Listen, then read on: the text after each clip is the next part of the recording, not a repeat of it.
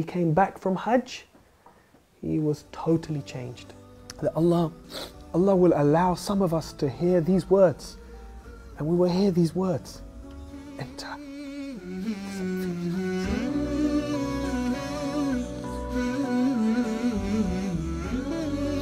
So this verse is very dear to my heart, because this is my hope, that we will hear this, and that my children and my parents will hear these verses. Inshallah. My name is Rahim Jung. I was born here in London, in fact only a few hundred meters from here. I've always lived in London all my life.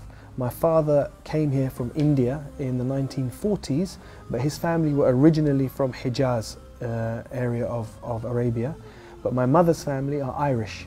So my mother and father, they met here in London. My mother was Irish Catholic. So we were brought up in a very liberal family, not really following one faith or the other faith. In fact, following no faith. I went to work for one of the most famous record companies in the world, which was Motown Records. And at Motown Records, that was when I really started to mix with different people. So if I was to think about some of the people that I met, some of the people that I worked with Stevie Wonder. And Stevie Wonder is one of the biggest recording artists in the world. I was on the team that organised Stevie Wonder's 40th birthday party and the launch of his Jungle Fever album. And I worked on soundtracks to films. I worked on the soundtrack to Terminator 2. I worked on, in fact, many of the singles that I worked on went diamond, platinum. They had all those discs. For me, it was because of the relationship I had with my closest cousin and my friend. And we lived like this, two brothers, all the way up until 18 years old.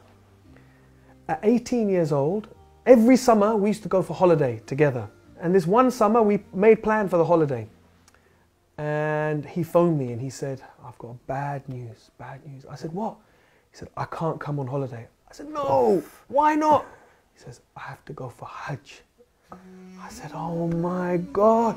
He said, "I know, what am I going to do?" I said, "I'll phone your mother." So I phoned his mother. I said, "Auntie, please, please don't send him, don't send him." She said, "No, he's going for Hajj. He's 18, he has to go for Hajj."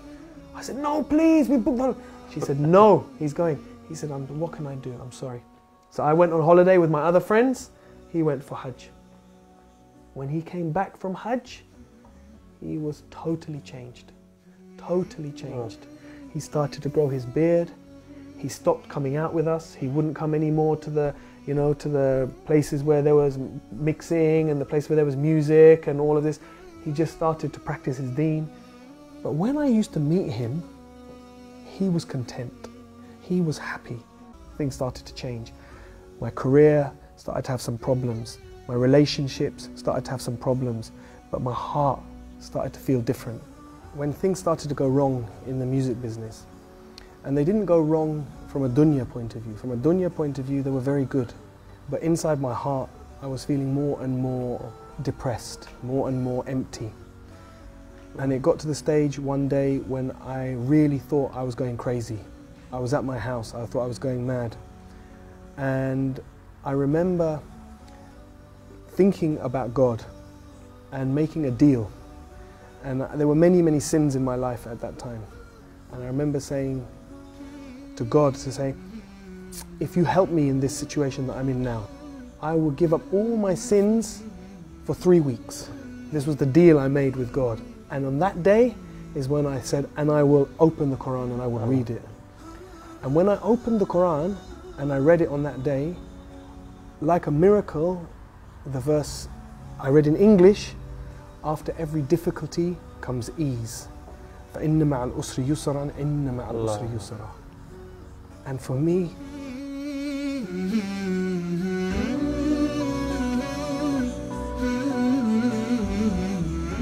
it's like a miracle, you know?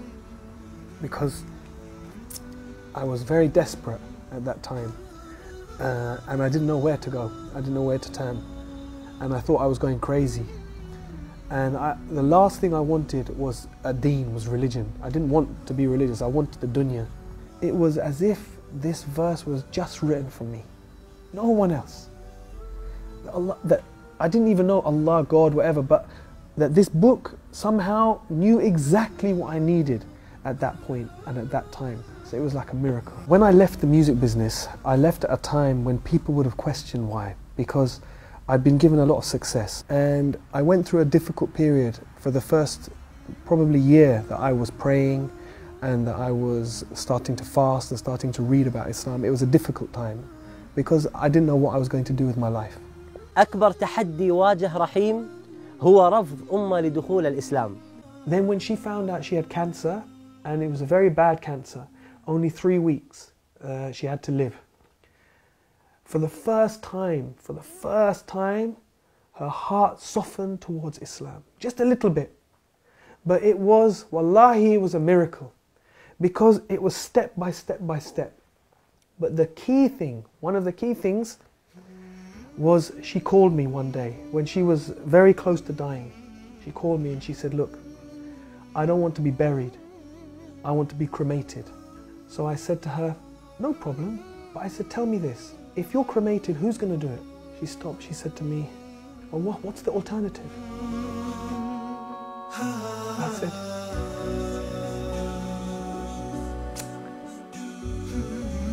I said, the alternative is if you die, then your sons, me and your sons, we will carry you. No one else will see you. And we will take you to a place, and your daughter and your daughter-in-laws, they will wash you and they will prepare you and they will wrap you in a simple white cloth. And no one will see you. And in one day, we will bury you in the ground with no coffin, with no fuss, very, very simple. She said to me, that's what I want. She said, that's what I want.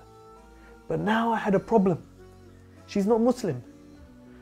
So she phoned my brother and sister and she said, I want a Muslim burial.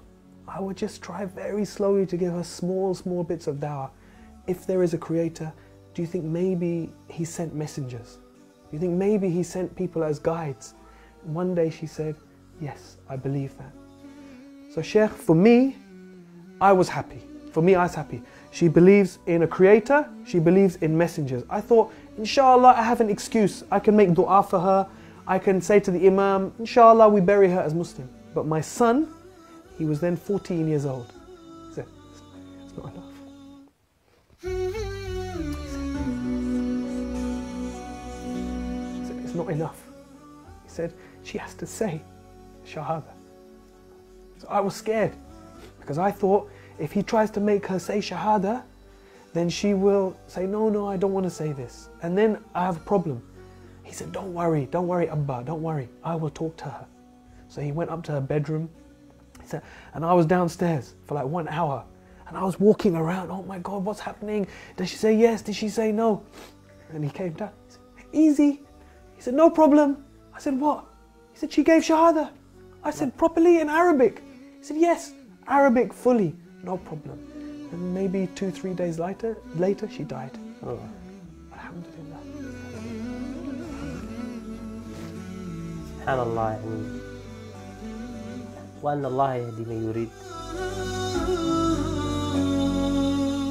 I had no plans to go for Hajj that year because there were too many difficulties in the family after my mother died unexpectedly like that. But then Islam Channel called me, and actually their plan was not to take me. They asked me to go and I said I can't go this year. I've got too many difficulties with the family. Then at the last minute, when there was only a few days to go before Hajj, they approached me. They said, look, we've had some complications. We need you to come as a presenter this year. I said, I'm going to make Hajj for my mother. So within just 3 months of her dying, mashallah, I was able to go and I was able to make Hajj for my mother. And alhamdulillah, share that with millions of people around the world. And so many people called, because she died in Ramadan, and I was doing TV work at that time, Allahu Akbar. People from around the world called and gave sadaqah in her name. Someone built a masjid in her name.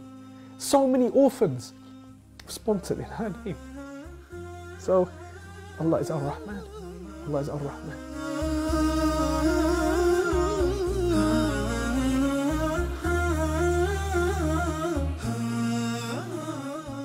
Saad al-Ghamidi, Sheikh, was the first one who I heard And I thought, subhanAllah, this is so beautiful. So I used to play last juz all the time. And his recitation of Surah Al-Fajr is so beautiful. So first of all, it became my favorite verse just by the sound of it. He used to say at the end of Surah Al-Fajr, Ya ayyatuhan nafsul mutma'inna irji'i ila rabbiki radiyatan mardiyatan fadkhuli fi ibadi wadkhuli jannati.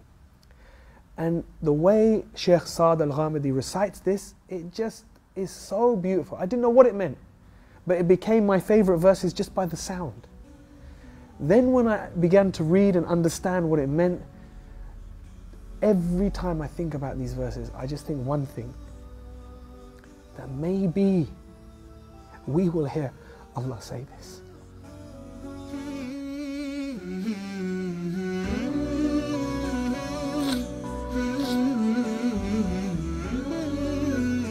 That Allah will allow some of us to hear these words, and we will hear these words enter.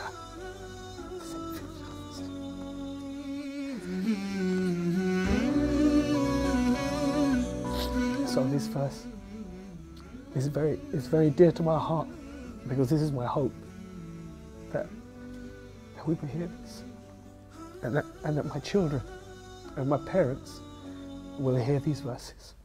Inshallah.